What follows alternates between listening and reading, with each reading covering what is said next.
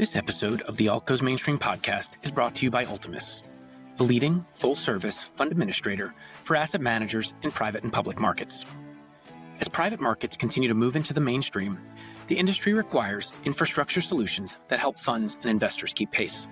Ultimus is a leading full-service fund administrator for asset managers in both private and public markets, offering a wide range of capabilities across registered funds, private funds, and public plans, as well as outsourced middle office services. Delivering operational excellence, Ultimus helps firms manage the ever-changing regulatory environment while meeting the needs of their institutional and retail investors. Ultimus provides comprehensive operational support and fund governance services to help managers successfully launch retail alternative products. Trusted by institutions, investment consultants, registered investment advisors, state governments, and fund managers, Ultimus provides solutions for nearly every investment structure in the marketplace. Visit www.ultimusfundsolutions.com to learn more about Ultimus's technology-enhanced services and solutions, or contact Ultimus Executive Vice President of Business Development, Gary Harris, on email at gharris@ultimusfundsolutions.com. We thank Ultimus for their support of Alts Going Mainstream. Everybody gets a piece, we're going mainstream. Everybody's gonna eat, we're going mainstream. All my family is here. See you on Main Street, we're going mainstream. From Wall Street to Melrose Avenue, We're going mainstream. venture capitalists to athletes to creators Mainstream.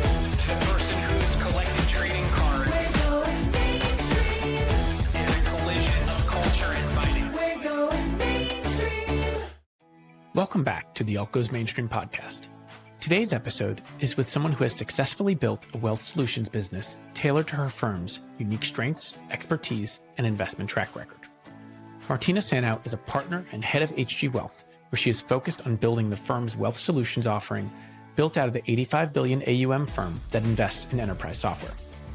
HG, one of the 10 largest private equity firms globally based on the PEI 300 ranking, has built an impressive investment engine focused on mission-critical enterprise software. The firm has built a portfolio that is a transatlantic ecosystem of software and services businesses, representing over $180 billion in collective enterprise value across its 55 portfolio companies. Martina has been at the firm for almost 16 years. She's been an integral part of building the firm into what it is today, helping HG grow from $2 billion in AUM to over $85 billion in AUM, previously as Deputy COO, and now building the HG Wealth business. HG's first wealth offering, Fusion, its flagship Evergreen fund that provides access to non-US investors to HG's private equity funds and co-investment opportunities, has exceeded $1 billion in NAV in just 12 months after its launch. Martina is thoughtful, strategic, and long-term oriented when it comes to building a solution that amplifies HG's strengths and resonates with the wealth channel. We had a fascinating discussion about how a scaled specialist like HG can stand out in the wealth channel. We covered HG's evolution as a firm, why HG focuses on mission-critical enterprise software, and why it's a compelling investment thesis, building a wealth business that fits the mission, ethos, and strategy of the firm, understanding the complexity of evergreen funds, how Martina and team think about managing deal flow and investor demand in the Fusion Fund, learnings applied from HG Trust, the publicly listed UK investment trust, to figuring out how to educate and build brand in the wealth channel, why does ownership structure matter when it comes to building a wealth business, and how being privately owned informs how HG builds their wealth business, and why Europe, why now. Thanks, Martina, for coming on the show to share your wisdom and expertise at the intersection of enterprise software, private equity, and private wealth. We're going mainstream. Martina, welcome to the Alt Goes Mainstream podcast. Thank you. Great to be here. Well, we're here in Berlin. We've taken a quick little break from Super Return, but I think it's a perfect setting to talk about everything that you've built at HG, the incredible firm you've built as a leader in Europe, also investing in North America, as well as how you think about building many of the biggest European businesses in software. So excited to talk about all those things. First, I want to start with your background. You've been at HG for a number of years. You've seen a lot of different iterations and evolutions of the firm, and you yourself have evolved what you've done at the firm. So would love to hear that. Yeah, so I joined HG back in 2009, so 16 years now and counting. And it's been an amazing journey to be part of. I have to say that. When I joined HG back in 2009, then we probably had about 2 billion in AUM compared to $85 billion in AUM today. So we have, of course, seen big growth and scaling over the past 15 years. We have also continued to really specialize and really hone into that software focus that we really enjoy. But I would say, being part of a growing firm provides a lot of opportunity. And I think especially when you have an entrepreneurial culture. And, I started off on the client side. I spent probably 10 years on the sort of client fundraising side of the business. And then later in more operational roles. So I was in the COO role for about 3 years. And then the last 3 years I've been building wealth. And I think a common theme has been around business building and essentially building small businesses that are scaling within a bigger platform. And I think I actually only realized in sort of recent years that that's actually what I've been doing and what I really enjoy. So, there's an idea and then go run with it. And that's something that I think when you're part of a firm that is growing, you have a lot of these opportunities. So that's been really exciting. When we think about HG's wealth business, I generally think that the building of a wealth business is an expression of a firm's culture and DNA. How has the culture and DNA that you have at HG been infused into the wealth business? I've been thinking a lot about this. And I think the fact that I have been with the firm for a number of years, I have led a lot of projects around culture. I'm heading up our culture committee. So it's a topic that I'm very passionate about. And I do genuinely think that we have a very unique culture at HG that is really coming from our founders, Ian and Francis, back in when we were part of Mercury Asset Management, and something that Nick Humphreys really has continued to reinforce in the business since he joined in the early 2000s and really kind of set up our tech franchise. And I think as a firm, we're really, really keen to maintain those kind of features that we talked about, around being entrepreneurial and innovation and constant learning.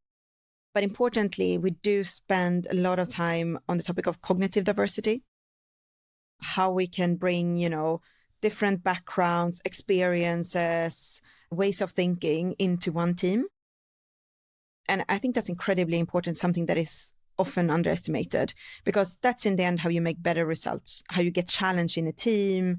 And that's something I've really taken with me when building the wealth team. I have to say it's quite a unique experience and opportunity to actually build a team from scratch. And it's also a big responsibility, but it's something I really enjoy. And when it comes to the wealth team, bringing essentially, Katie, who came over from the institutional side, she was one of the first people to join in. And then thinking about, okay, the operational expertise we need. So we were keen to actually have that institutional sort of client experience there as well. Then hiring in specifically with the sort of wealth clients in mind, but really thinking about the different sort of skill sets and personalities that we brought into the team. And I think actually, if you look at it now, we have one of the most diverse teams in the firm. So really building on that cultural heritage has been incredibly important. On that point, I think there's something interesting in your answer. And I don't think there's necessarily one right answer to this, but something that just popped into my mind is you came from another part of the firm to build the wealth business. You've been at the firm for 19 years.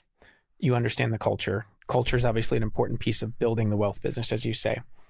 How important is it, do you think, for firms when building their wealth business to bring in someone who's been in another part of the firm to then build that business?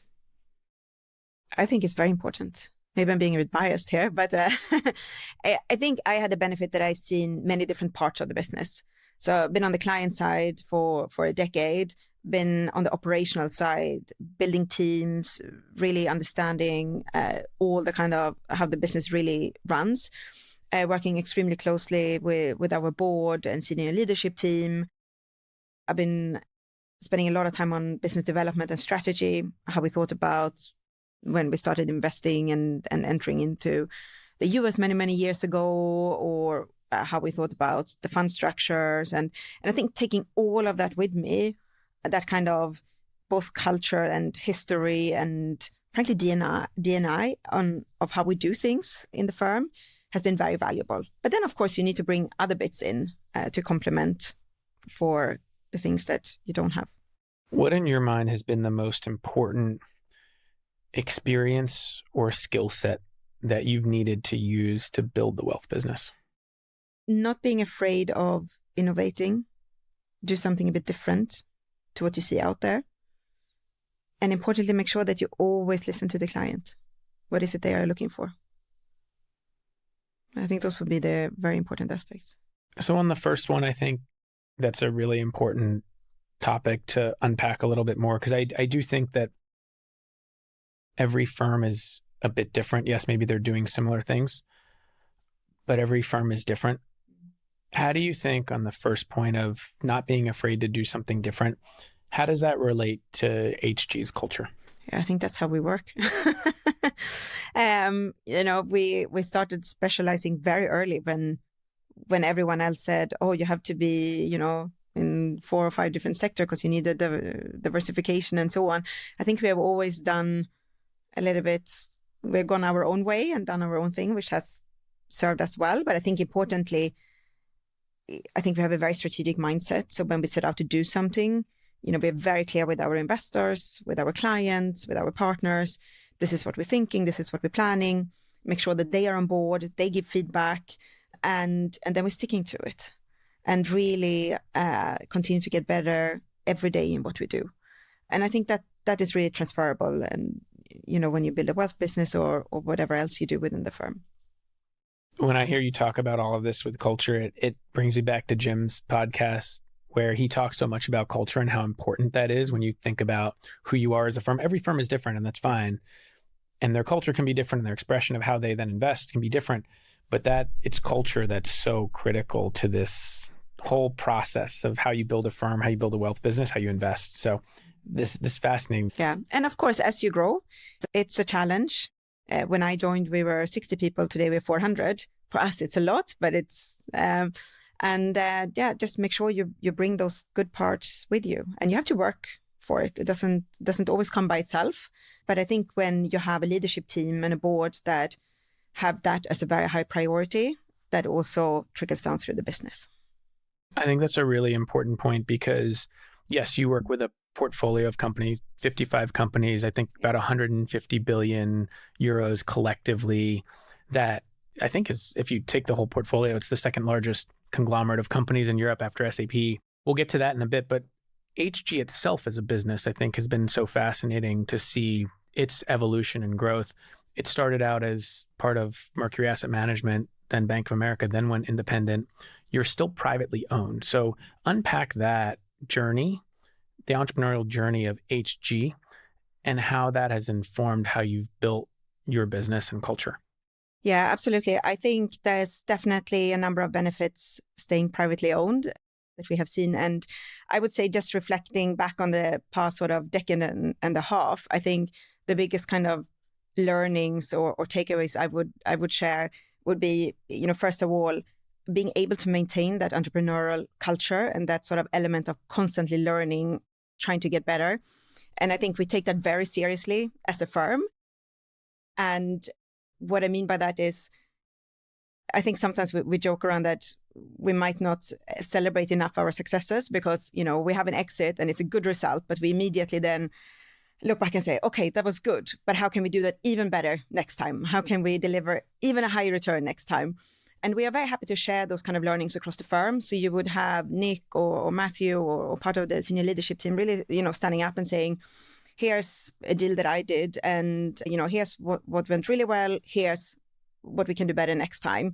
So we're trying to really reinforce that and be very open around that. But I think that also comes to, how we approach value creation, AI, a bunch of these topics where, you have to innovate, you have to stay ahead in a very fast moving industry today. So I think that has been extremely important. And then the other thing I would say, that we have seen over the past 25 years as independent is this journey towards specialization. And really, really honing in on, what we understand, what we are good at, which in our case is B2B software. So, for many, that's a boring part of software. This is, very mission critical software that is sold into businesses, so B2B software. But what we love about this is, highly recurring revenue, predictability. It's something that is really mission critical to the end user. So whether it's bookkeeping software, tax software, compliance software, these are things that the end customer really need to run their business and to do so more effectively in the sort of day-to-day work. So very much kind of workflow or enterprise software. And that's something that, we are very passionate about. And why that's the case is because we love the underlying business models. And that kind of consistency around returns that those investments are delivering. And I think that's really, having done that for the past kind of 20, 25 years, having delivered a track record of, over 3 times cost and over 30% gross IRR consistently through global financial crisis, COVID, etc. I think that's really comes back to why we are excited about it. And, I think also why our clients, I think this is a very important strategy to add to the portfolio. Something you mentioned there is really important, and it's something on the minds of many, which is DPI. You've been top quartile performers in terms of DPI distributions back to investors from over the course of your history as a firm. What do you think about the category that you're investing in and the types of businesses you're investing in enables that to be the case? We have a very strong focus on DPI and cashback as a firm. And that again comes back to the type of businesses and the business models that we back. We back really good businesses and we help them grow and get even better. So we buy profitable businesses, we're not in the venture space, and that are typically having a strong position in the market and really specializing in what they do. And I think when you have those kind of what we call A-quality businesses, you can also exit those businesses when times are tougher. And I think that's often what you see, that someone, a firm is trying to sell a B quality, as I would call it, business for A quality price. And that's where, you see failed processes and so on. But when you have really top quality businesses that are, growing revenue and EBITDA at sort of 20% plus on an LTM basis, these are businesses that are, attractive for strategic buyers. We sell a lot to strategic buyers, as well as, of course, other private equity firms. And if you look back to beginning of 2022, so I would say, the last 3 years have not been the easiest and most stable when it comes to markets. And obviously, a lot of investors have experienced less cash back in this period. HG has had over 45 realization events in a portfolio of 55 companies.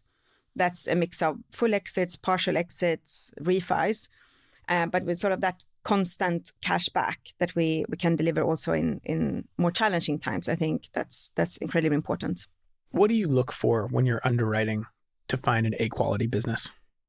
Yeah, so we have a number of criteria that we look at. We sometimes joke, don't even come to IC with a business that doesn't tick all the, 20 boxes. So we are very, very specific on what we buy. I mentioned some of the criteria before, but, really a company needs to provide a mission critical software service. We're looking for fragmented customer base, so selling into thousands of the millions of underlying clients. High recurring revenue base, also important, and typically having a very strong sort of IP. And there's a bunch of other things we're also looking at, but I think, having some really kind of core criteria that we always look for. So I think those are a few examples. The concept of a mission critical software, I think that's something that a lot of investors strive to find. If you can find that, you're embedding yourself in the operating system of the company. It's very hard to rip out. That's why a lot of enterprise software businesses end up generally doing very well once they're really sticky. How would you define mission critical, and what do you look for to find that company that truly is mission critical in terms of the software services that it's providing? So I think mission critical, obviously it can mean a lot of different things, but, if you take, payroll and HR software. For example, we own P&I, which is one of the largest payroll software providers in German-speaking Europe. And that is, I think, a great example of a mission-critical software service, because in the end clients, they need that payroll, that software, in order to pay the employees in the end of the month. And trying to sort of take that out, replace that is extremely hard. And also when times are tougher, you might reduce your marketing spend and so on, but you're not going to remove your payroll system. So it's those kind of software services that are, very sticky, that the customer really need, and that often is actually quite a low portion of the cost base. So that I think is one example. I think another example is Visma, which is a business that HG has been backing for many, many years. It's actually today one of Europe's largest privately owned software businesses. So today over 20 billion in enterprise value. It started actually as a Norwegian business. So HG took the business out from the Oslo Stock Exchange back in 2006, so now 19 years ago. And we have since owned it through different fund generations, and we have had different co-sponsors with us on that journey. But I think that's just a perfect example. Visma is providing, enterprise and ERP software to over 2 million clients today. And just sort of, everything from automizing your invoice processing to whatever have you, being that kind of mission critical provider to the end client. And you can see that in the financial results of Visma. So over the past 19 years, as long as we have owned the company, it has never had a down quarter when it comes to revenue or EBITDA, through global financial crisis, through COVID, etc. And that's just one example, but these are the type of businesses we look for. Visma is an interesting case study, not just because of how impressive of a business it is, but also where it started and where it's gone. So you mentioned that it started as a Norwegian business. I think that's actually a really interesting story to unpack the broader context of investing in Europe. So Europe, as you said earlier, is fragmented. You meant that in the context of customer bases. I think that can also be in the context of jurisdiction as well. There's different regulatory regimes. There's different customer bases, customer buying habits, things of that nature that make Europe, I think, possibly more challenging than a place like the US to invest in and build companies and scale those companies pan-regionally. How do you think about investing in Europe in that context? And is there something about kind of doing the harder things earlier on, of having to scale a company across multiple countries in Europe, that then makes for a stronger business later on? Yeah, I think this is a very important topic and question. And you're absolutely right. In Europe is a much more fragmented market. We all know that. We always say that, US is more of a go big or go home type market. In tax and accounting, you have Intuit that is, big in the US. In Europe, you don't have that type of business. You have much more local businesses. And that's because, each country has its own culture, language, tax regime, regulatory aspects. And it's quite hard you just don't learn that overnight. You need to spend a lot of time, and you really need to be local in these markets.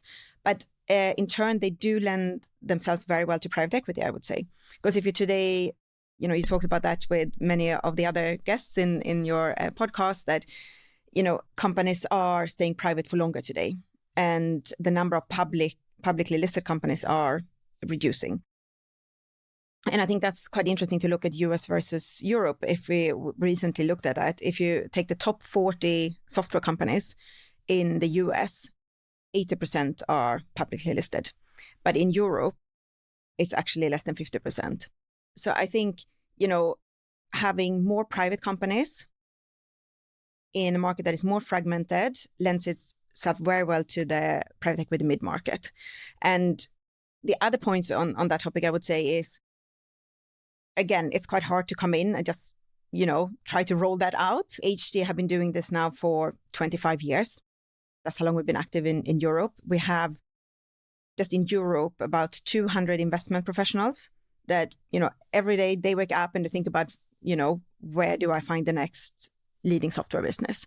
And just having that scale of team, which is significantly bigger than any of our peers, that of course really helps. And then the other bit is, just building the networks, the relationship with advisors, with founders, with entrepreneurs.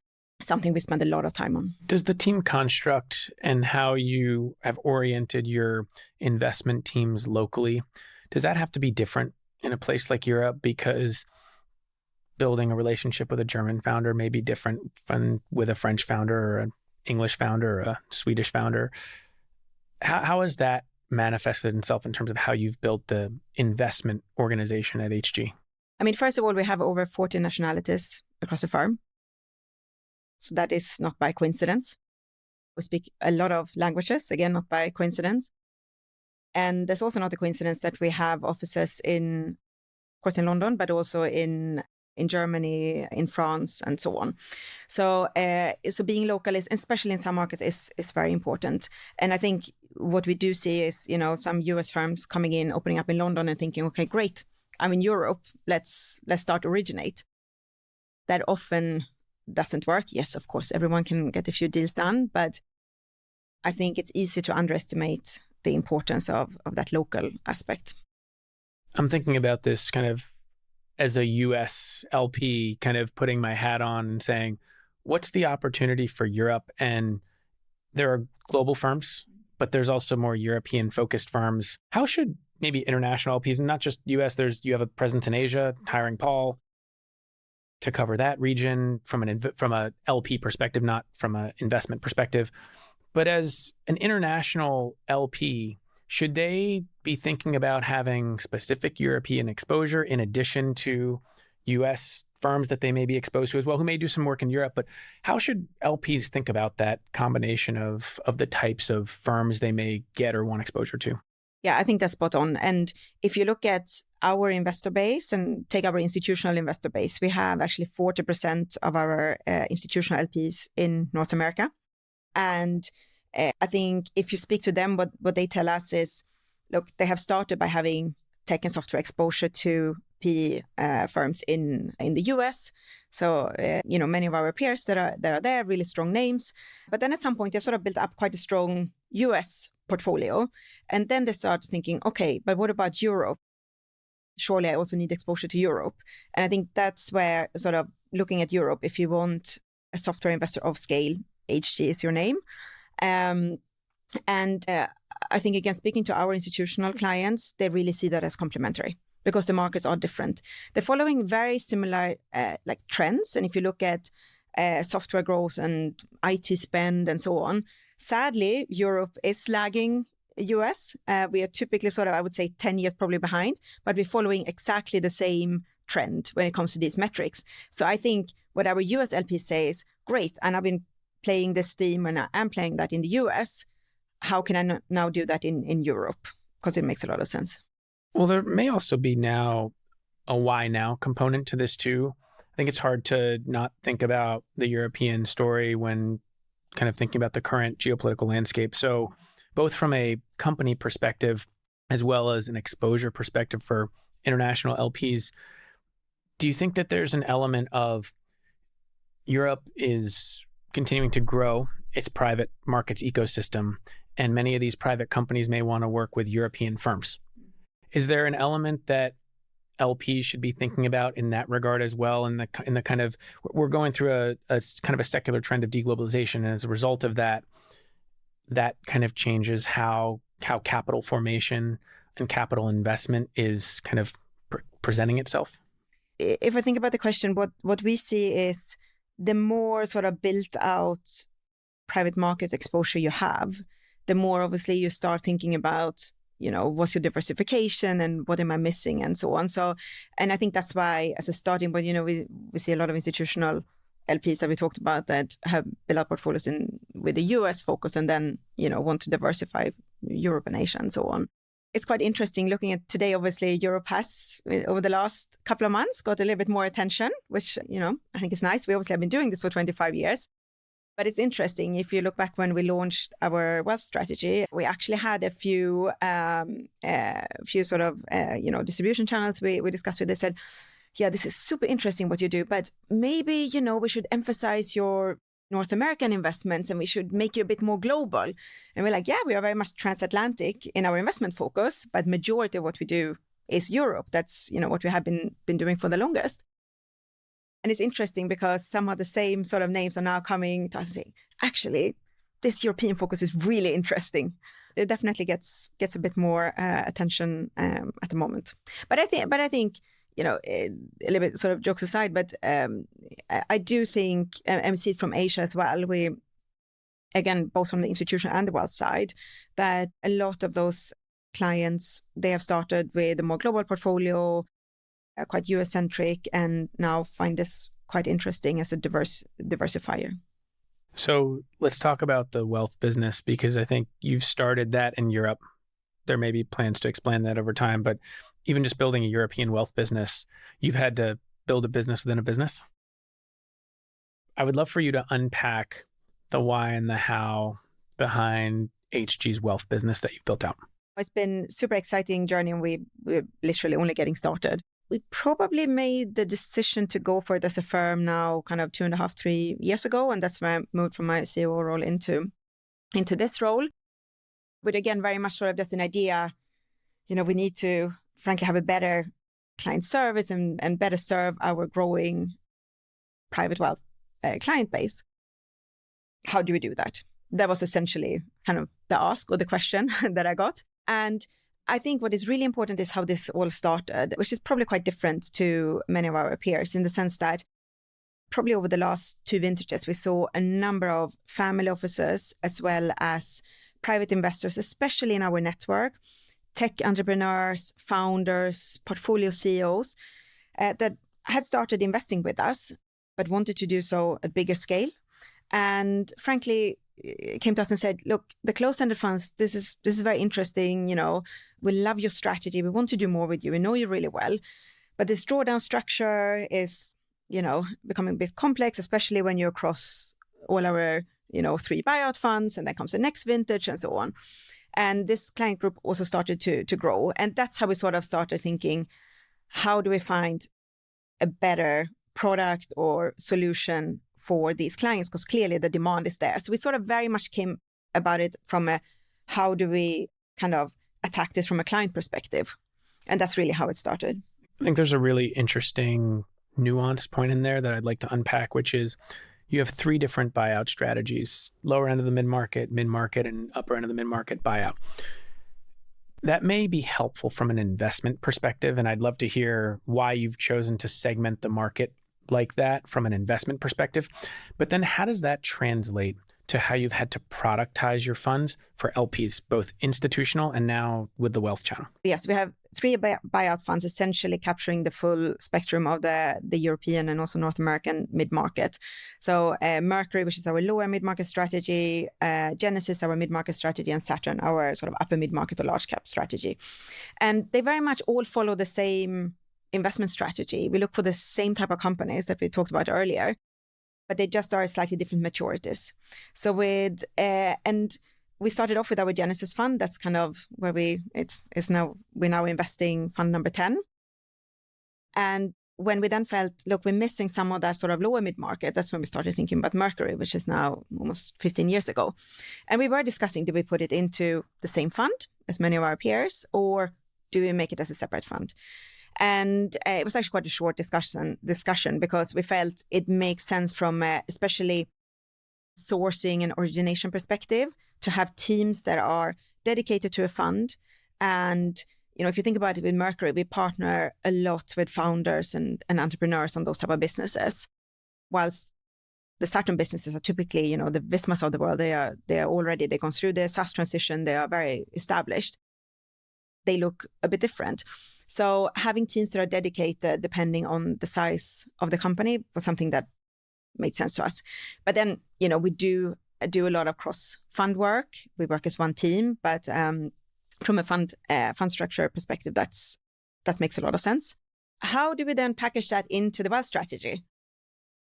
So again, sort of quite interesting how we came about this, because the same sort of client group, these founders and kind of our friends and family network, they really didn't want something different actually to our institutional investors. They wanted what the institutional investors had and have, just in a bit more flexible format. So we actually didn't start out saying, okay, we're going to do a part 2 structure that we can distribute here and there. We said, okay, how can we package that into one fund? So, okay, probably going to have to be Evergreen. So we have that one upfront subscription or commitment to get rid of the sort of drawdowns and that complex structure. And we wanted to essentially mirror what a big pension fund or sovereign wealth fund has in terms of allocation with us. So first of all, that means commitment to all underlying fund strategies. So full exposure to the mid-market. So Fusion is investing into all the funds, but in parallel, quite a large co-invest exposure. So Fusion also, which is our Evergreen fund, does have typically sort of at the moment 30 to 40% of the fund is co-investment, where we also don't charge any performance fee. So also quite similar to the benefits a large LP has. So sort of packaging that all together, I think that received very positive feedback from the investor base because they felt, okay, this is a very interesting product. It's something that looks a bit different. It has a slightly higher return target than a typical sort of more multi-asset or more generalist kind of evergreen fund out there. So really adding, because of our specialization, adding that sort of thematic evergreen with a slightly higher return target is where we ended up. And we launched in December 2023. So we're sort of now a year and a bit in running. And co-invest side by side with the closed-end funds. Exactly. How do you think about adjudicating how much exposure should go into each fund across the 3 buyout funds, Mercury, Saturn, and Genesis, as you think about providing the wealth channel with holistic exposure to the HG platform? We're trying to really make this quite mechanical in many ways. So we're not trying to pick this fund over that fund or and so on. So we very much say, okay, we participate proportionate to fund size for each of the strategies. And of course, that's the core of what our product team is doing, updating the model, I think, on a daily basis for, what do we expect in terms of inflows versus obviously deal activity and what seems like a reasonable sort of commitment size to these funds.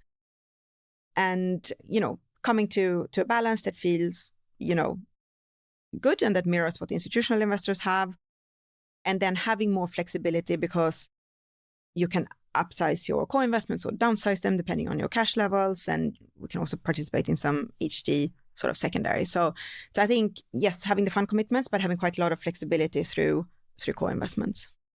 I think 2 really interesting things emanate out of evergreen structures and really can shed a light on how a firm thinks about it. So one is, has creating an evergreen structure had to change how your investment team thinks about investing in companies? Maybe it gives them the ability to upsize because you have another pool of capital to draw on, and that's going to come in alongside the closed-end funds. But has it changed how the investment team has actually thought about investing? And then it relates also to the deal flow side of things, because you need to make sure, as you're doing a great job of raising capital, and it sounds like you're actually closed, you're trying to make sure you let people in at the right times, but there's so much demand for that. So you have to balance both of those things, which we'll get to in a minute, because I think there's another interesting topic there to unpack. But how do you think about how you're generating deal flow, how the investment team is oriented so that they can serve this new business that you've created in the evergreen structure in addition to their existing closed-end funds? Yeah, it's an interesting question. And in the end, we are not a big asset manager. We are a specialized private equity firm. We have 3 underlying buyout strategies. We have 1 junior debt strategy that's a little bit smaller, but those are our 4 funds. And then, yes, we have co-investments and so forth. But it very much comes back to that's what we have to play with. And we didn't want the investment teams to start thinking differently because we have a different pool of capital. So actually the answer to that is quite simple. No, we're doing exactly the same thing as we did before. So it's more about, what are the proportions we allocate into wealth versus sort of institutional investors. So there we're probably a little bit different in that sense. And then coming back to the question around deal flow. So we have quarterly subscriptions on the Fusion Evergreen vehicle. And so far we have, for every quarter, had to cap subscriptions in order to really match subscriptions coming in with deal flow for that quarter. And I think that's really, really important because, we have at the moment more demand than we have supply, which is a good place to be, but you obviously need to manage that quite carefully. Well, it's an interesting question to unpack, 'cause I think you've grown. I think I saw a recent announcement. You grew the NAV, I think almost doubled the NAV to over €1 billion in the recent quarter in relatively short amount of time. Obviously, if you added more subscriptions, then you have to think about what that does to the NAV and the underlying investments and existing investors. And it sounds like you're running this strategy as very much a rate of return evergreen strategy. So like you said, a little bit higher. You probably have to think about those things, right? In terms of how you both think about the underwriting and investment performance, but then you're also building a business. How do you balance that with all the demand that you have on the wealth side? Because maybe that demand goes away at some point. How do you think about balancing those two things? Yeah, I think it's a very good question. I think it's spot on in terms of what's driving us. I think that actually going back to what you mentioned earlier as being a privately owned firm, we're 100% owned by the partners of the firm. And I think the benefit that gives us is that we are not driven by AUM. I've never had sort of an AUM target on my head when it comes to the wealth strategy. What we are really sort of looking for is delivering consistent returns and hitting those return targets we have. And that means that, we are going to have to be tough with inflows and really manage that cash portion. But I think, we have, because of how our investment committee is working, and we then also have a realization committee that is kind of mirroring the work, but on the way out. We talked about our focus on DPI before. I mean, I think that's really helpful for managing a strategy or an evergreen strategy. So we are sort of consistently delivering 25 to 30% of our NAV back in cash every year. As a firm, that's what we've been doing. So that obviously helps for an evergreen strategy. So I think we are quite thoughtful when it comes to all that planning, and that helps us. But it also means that we are not going to work with, unlimited distribution partners at any point in time. We're always going to be quite thoughtful around that because, of course, we need to make sure that when we partner with someone that we can give them the capacity they need and that their end clients need. So it's finding that balance. That is sometimes the biggest challenge in this puzzle. But I think that hits on something so core to evergreens, which is how do you really balance and manage everything and all the different dimensions on the investor side, but also on the company side too. And you mentioned something there about having a realization committee that I want to touch on, which is I'd love to unpack having an evergreen structure. Does it change the way that you now think about how you might work with and partner with companies? And one that sticks in my head is Visma. You've held it for 19 years. Say that company continues to stay private, as we talked about earlier. Companies are staying private longer, and they have a reason to. Has it changed both how you think about realizations by having this evergreen structure, if you believe that it can still generate the required rate of return to meet what you need in your evergreen strategy? And has it also changed the way that companies may think about the evolution of their business in terms of going to capital markets, whether that's private or public? It's something we actually discussed only last week. So it's very much on our minds. And I think if you ask, Nick Humphreys, who is our chair and also heads up our Saturn fund, when it comes to the companies like Visma and you have IFS and P&I and many similar sort of quite established, really nicely growing businesses. Of course, we would like to hold on to those businesses as long as we can, but we're also aware that, of course, our clients need to see cash back. So I do think that an evergreen structure can play a role there.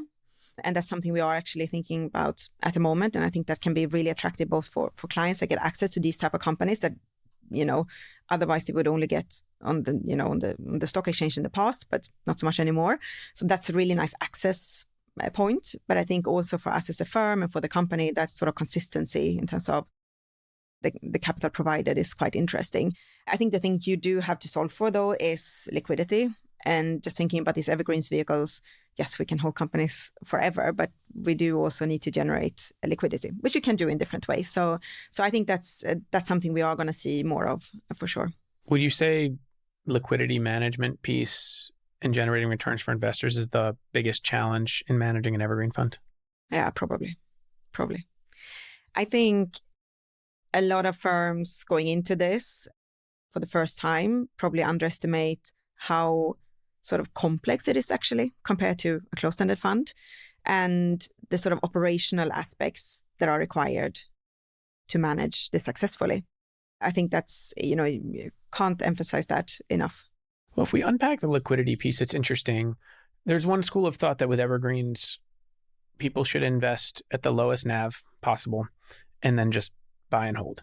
That's what many investors have done with Berkshire Hathaway or other companies, maybe in public markets even. They have the liquidity option. And that's the important piece. But how do you think about that aspect of evergreens? Because there's that school of thought, and that could be applied to how you manage your best assets too, is yes, maybe it's great for investors to get some liquidity, but then in many cases, although they'll have the option, they'll likely just reinvest that back in, and then they'll have that compound. So then the question becomes, it just comes down to, is this asset, a Visma or an IFS, is that compounding at a faster rate than what you return back to investors and can invest into something else?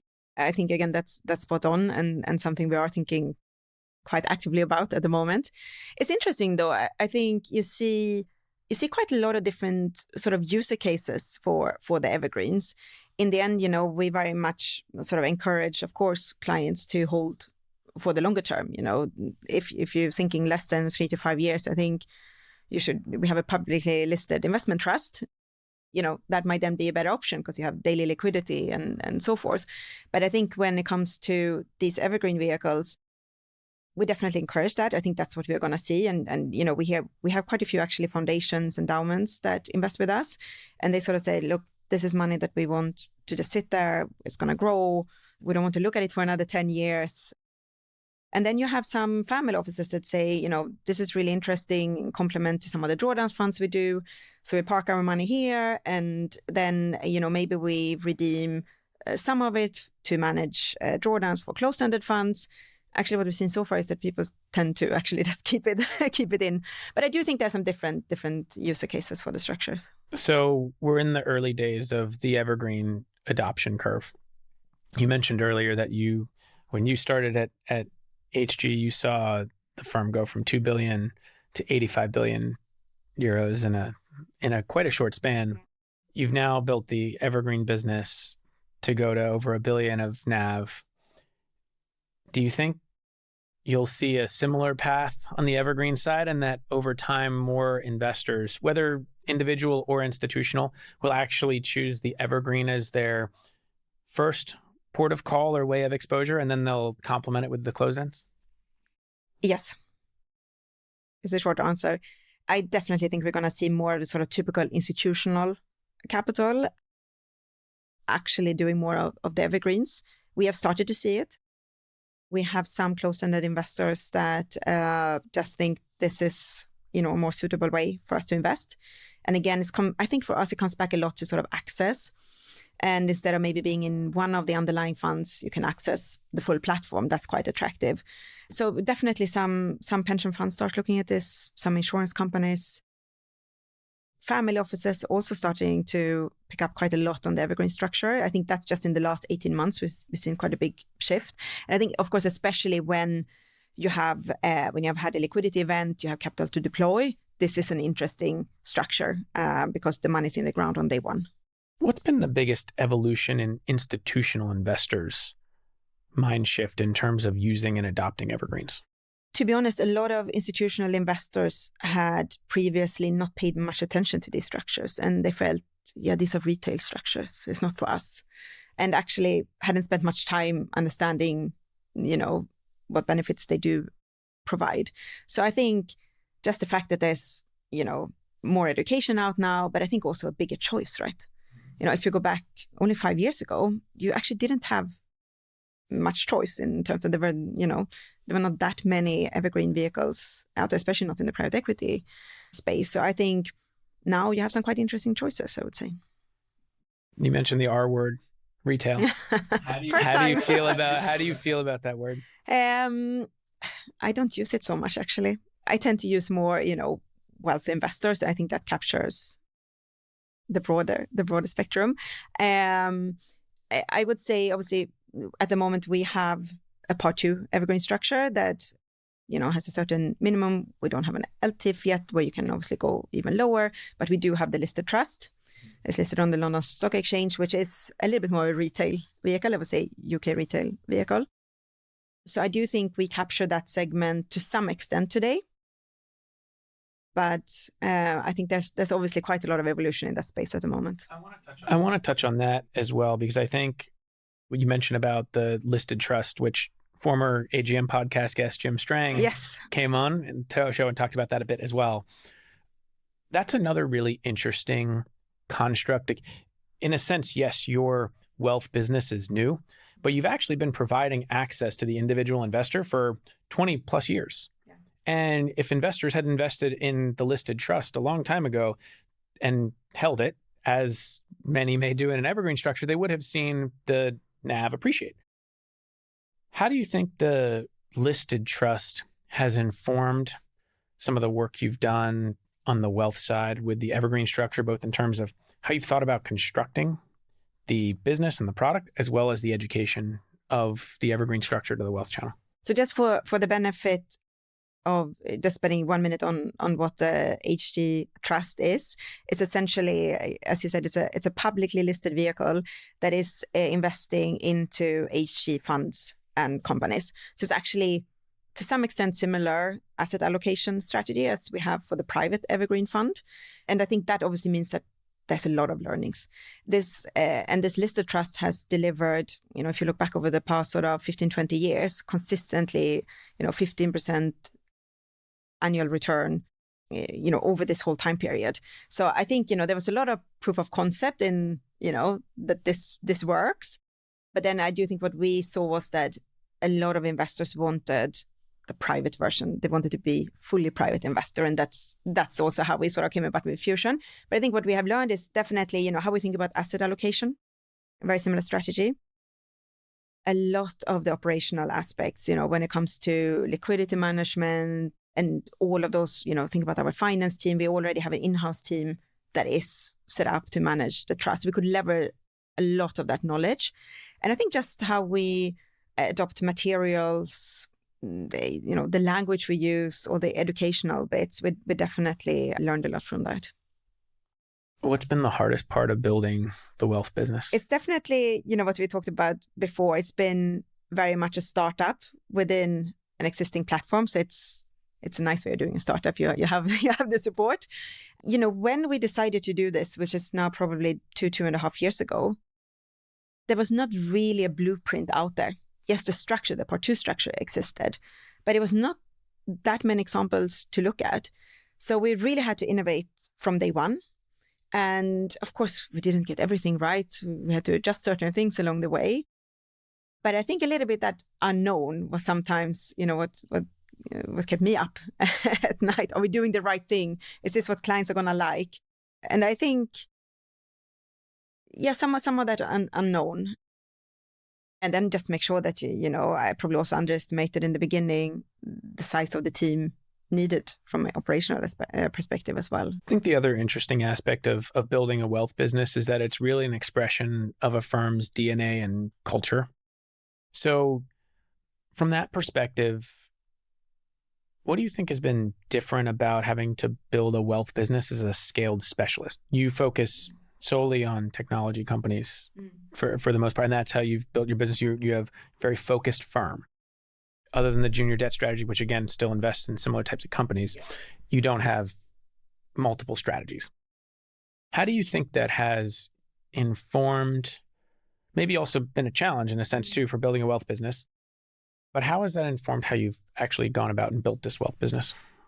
I do think, looking back at how we started, and I did get the question quite a lot actually externally, but why do you bother with this? You have, your funds are oversubscribed, you have lots of institutional capital. Why do you bother with this? And it always annoyed me a little bit, the question, because I think it makes so much sense. And I think that comes back to sort of very much HG way of thinking, that obviously it's, we all know that private wealth capital is growing faster than institutional capital at the moment. We expect that to continue. But if we look ahead 5-10 years from now, for sure, wealth, if we take that as a kind of broader definition, is going to be and constitute a bigger portion of the capital. I mean, we know that. So that means that we need to start thinking about that now, even if we don't need the capital. And I don't like, even to say that. I think for us, it's completely strategic. It's about thinking ahead. It's about continuing that sort of, innovation and entrepreneurial spirit that we have as a firm. And we were one of the first, if not the first, specialized private equity evergreen to launch. So again, it comes back to that. And whilst, some people might question, why we did that, I think today people are looking at this and it makes perfect sense. But I do think you have to go about it a little bit different, coming back to your question around, being sector specialist and being privately owned. And so I think what we are setting out to deliver is, something that is obviously thematic, that is adding diversification into a portfolio, that is adding alpha into the portfolio. So we might not be for everyone, but what we do see is that where an investor has started to build exposure, adding that thematic strategy has been very attractive. That's another really interesting point, because it feels like we're at a point in private markets adoption by the wealth channel where they're starting to think about private markets more holistically. And as you work with many of the larger platforms, they want to give a single solution. You're starting to see partnerships between public and private firms. You're starting to see model portfolios be created, whether it's by the BlackRock Partners Group type partnerships or the iCapitals of the world. And it's interesting to think about, how do you then think about saying, okay, we are a specialist, we can be a certain part of potentially a model. Yeah. Are you starting to think about those types of things and trying to figure out who it may make sense to partner with and say, hey, holistically, we can provide a great solution. Let's do this together because we serve one part of the ecosystem and you serve another part. And this is what I really love being part of the wealth space. There's so much innovation and so much evolution in the space at the moment. I mean, just, the partnerships, the new fund structures. I think that's super, super interesting. And I think looking back just a couple of years when we launched our wealth strategy, we probably thought, okay, now we're going to be set for the next 5 to 10 years. But that won't be the case. So I do think definitely everyone who wants to play in this space needs to think about this. So I definitely think for us, there could be a scenario where we partner with someone, partner up on product, where we, of course, have the same values, the same culture, but where we think that could be an interesting offering to a client. We're not there yet, but thinking forward, I definitely think we're going to see more of this. Do you think that being a scaled specialist gives you more flexibility to be able to find the right partner and create that best of breed product that can be like, this is what we do really well. Let's find somebody else who does that and has the same DNA or culture? Yeah, potentially. I think opposite to being a generalist, you do offer something pretty concrete and something that is a differentiator. And I do believe that's attractive. So time will tell. On the time will tell point, what in your mind is the next big innovation from a product perspective in the wealth space? We're definitely going to see the part 2 and similar evergreen structures continue to grow. They probably don't change much in the structure, but I think that's just going to become, frankly, one of the kind of standard structures, just like closed-ended funds have been for very long. And then let's see how the evolution of the LTIF funds are coming along. I think there's still a little bit of work to be done to make those even more attractive. But that's obviously already been quite a lot happening in that space over the past year. The public-private partnerships are just getting started, and that's largely been in the US. I wouldn't be surprised if we start to see that happening also in Europe this year. I think those points bring up a really interesting question, which is, do you want to be everywhere and on every shelf as a wealth business? Or do you really want to centralize around certain key partners and say, this is who we work with, and create that kind of velvet rope or exclusivity rather than be everywhere and everything for everyone? I think it very much depends on the firm and your, who you are, what you're aiming for, and so forth. For us, we're definitely not trying to be everywhere and to be everything to everyone. So we have taken the much more focused approach, and to have, in addition to our sort of bigger network, we have a select number of distribution partners. We are going to continue to add and grow, but in a very sort of thoughtful way. We have also decided not to go down and try every single fund structure to cover every part of the market. I think for us, it would be more of a sort of evolution over time. Where does it make sense to extend into? But of course, if you are a big asset manager and one of the very big names that we all know and that have been very successful in the wealth space, for sure, I think you have to be not everywhere, but you have to go broader because of the scale element.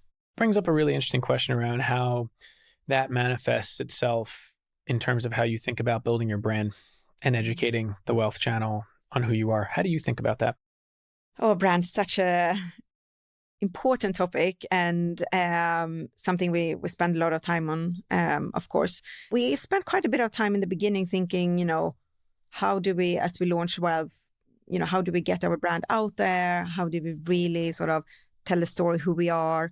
And I think because we aren't public, we are less known to many, especially in the wealth space, because we're not sort of one of the publicly listed PE managers.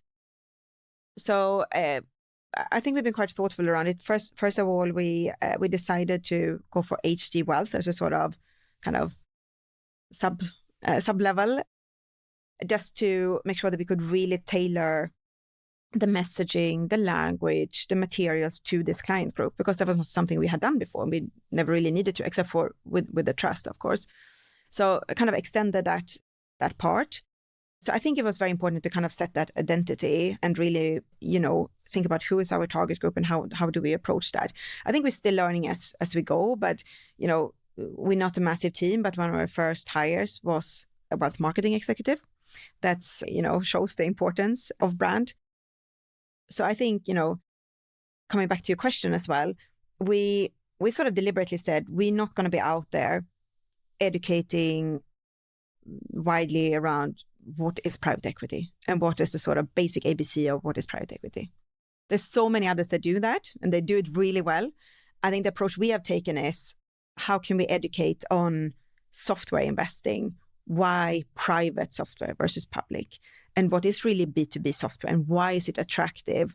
And why is that should that be an important part of your portfolio and the return profile and so on? So more that topic. On that point, I wonder if that's actually, although that may be a specific vertical or niche in a sense, if we think about the application of software across so many different industries now, maybe not every company, but almost every company is a software company in the sense of the fact they have to use it, whether that's their core business or they're the user of software. Has that informed how you've thought about your marketing as well? Because if you educate people about software, they may need software exposure as investors across all parts of the market, not just in the Mag 7, which obviously, as we know, has become indexed, concentrated, correlated. This is a way to get exposure to a much broader part of the market. I think that's spot on. And I often actually nowadays say, software is not a sector anymore. I mean, software is in everything we do. So I think it's incredibly important. And I do think you're absolutely right that we are really trying to be clear around, when clients say, oh, but I have a lot of public software exposure. Why do I need private? Yeah, but exactly to your point, the Magnificent Seven and so forth, it's very concentrated. And a lot of that is B2C software. So it is typically a bit more volatile. It's more interesting maybe because it's big brand names, it's addressing directly to the consumer. What we are doing is coming back to what we talked about, in the beginning of this. We are sort of backing these like B2B, highly recurring, profitable type software businesses. But if you look at sort of enterprise software or ERP software, over 90% of businesses today in that space are privately owned. I think it's actually close to 95%. So if you are only a public investor in software, you're missing out on, 90% of that market. And I think that's something we talk quite a lot about. And investing with HG today, investing with the Fusion Fund, you get access to one of the largest privately owned software portfolios in Europe. And it's diversified. It's close to 60 companies and so forth. So I think that's something we discuss a lot with clients. On that point as well, there was a group you probably didn't have to sell on the merits of technology. And this was actually one thing I found really interesting when talking to you in the past about how you went about building the wealth business. But you also built community. And many of the early investors in the Fusion Fund at the start were many of your software founders. Yeah.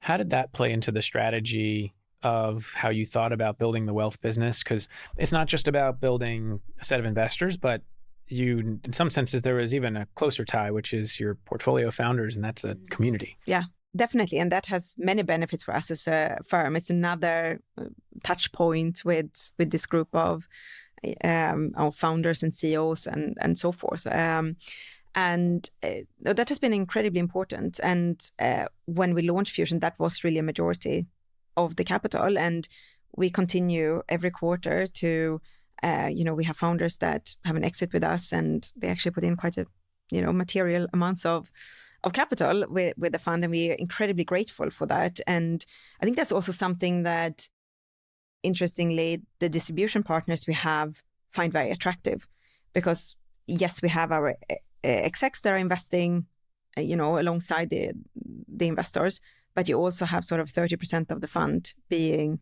our sort of friends and family tech network that are investing also alongside these more kind of external investors. So that's quite an interesting aspect. But then, of course, as we have scaled, it's been important to add partners from that context. It's an interesting flywheel effect, though, Yes. in terms of creating this ecosystem of partners. It's not just that you invest in a founder and a team and help them create value, but once they've created some value, then they can put that back into the ecosystem, and then they're diversified across the entire ecosystem. Yeah, and I think we're trying to find many ways to really stay relevant also for these founders and entrepreneurs, and for them to get something back from us as well. So of course, the investing bit is one area. Typically, we have quite a big serial share program. So a lot of these sort of CEOs or founders are coming back, and then either they become CEO for another company in our portfolio or take a share role and similar. So I think, we have quite a lot of different touch points in how we think about, that ecosystem and that network. Well, the other thing you've done there, and I think tomorrow you're actually off to the HG Software Summit. Yes.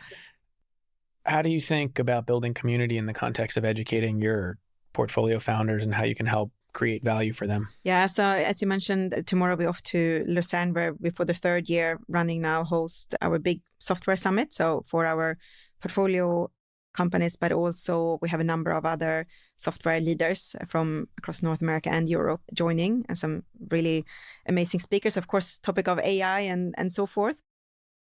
So I think that's just one example. Another example is earlier this year, we took all our portfolio CEOs to Silicon Valley for a week of AI immersion. So spending time with the leading AI companies out there, doing hackathons, and just, thinking critically around their own businesses and on the whole AI theme. So I would say we have quite a lot of engagement from that perspective. We haven't talked so much about value creation, but out of the 400 people we have at HG, we have a value creation team of about 70 people, which is one of the bigger ones in the industry. And you can afford to have a big team and have them on your P&L when you're specialized, because our portfolio looks so similar. We can do a lot of repeat projects. And I think that's a really value add resource for founders and, that thinking about maybe joining our portfolio. But I think in addition to that, also just joining the network, being part of sort of 50, 60 companies, and you can share your experiences. A smaller business coming in can learn a lot from the certain size companies in how they've been going through various sort of transitions and international expansion or whatever have you. So I think we really do spend quite a lot of time on that kind of network. Well, one other interesting aspect of that community is the conceptualization of that it's a single portfolio. I think that's actually also interesting in the context of value creation from a different perspective, which is you're able to help create value for your companies by getting better deals on software because you have a portfolio of 55 companies that you can then say, hey, we'll use your software. Yeah. And you almost become this outsourced kind of group buying agent for them in a sense, right? That seems to be really valuable. And then it also, I think, creates this different way of thinking about you're a conglomerate in a sense that helps build businesses. I absolutely think that's right. And I think one example where you really see that is, we every now and then we do acquire a business whilst not being the highest bidder. And that is because that business see the value in joining the portfolio, the value creation expertise, the network. So I do think that starts coming through much more as we scale. And I think you're absolutely right. I think it comes back to our culture as well. We're very much an investment firm, but we do have some similar characteristics with the tech firm. So yeah. Which you've done a great job of explaining and shedding light on how you've built this whole business within a business and how the firm itself has evolved as an entrepreneurial endeavor. I always like asking everyone the same question at the end. It's related to the investment side of things. It can be any investment you'd like, but going forward, I think we're in such an interesting time in investing, both probably more challenging, but also really interesting to think about what might come next. Going forward, what is your favorite or most interesting investment? It's hard to pick one, first of all. But taking a little bit sort of bigger picture on the answer, I have to say Fusion as an investment. Obviously, that's something I've been part of since day one. And I think, again, we talked quite a lot about it, but I'm really, really excited about being able to provide that access, that sort of institutional-like access for wealth clients, and to do so in a much more kind of flexible way. So I do think that has a lot of potential, just like our platform has. So very, very excited to see how that will continue to evolve. I think that's actually hitting on a increasing trend that we're seeing in a number of ways. I know you've mentioned this in the past that you and the partners are invested in Fusion, obviously, as you're invested in closed-end funds, as many firms do, and in the trust.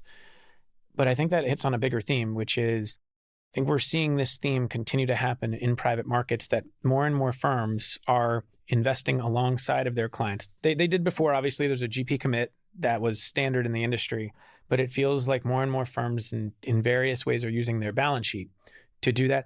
Building a wealth business is initially using balance sheet. Yeah. To do that, you're a privately owned firm, so that was probably an even bigger decision to make because that was partner-owned capital that's deciding to invest in this, and who knows when the payback on that investment would come. But I think that's actually a really interesting answer because it sheds light on this trend I think we're seeing in this space, that firms are really starting to think about how they're investing alongside their investors as you let more and more investors access private markets. Yeah, fully agree. Well, this was fantastic, Martina. Thanks so much for coming on the show. Thank you so much for having me. Thanks for listening to this episode of Alt Goes Mainstream. I hope you enjoyed it. You can read more about alts at my Substack, altgoesmainstream.substack.com. Thanks a lot and have a great day. We're going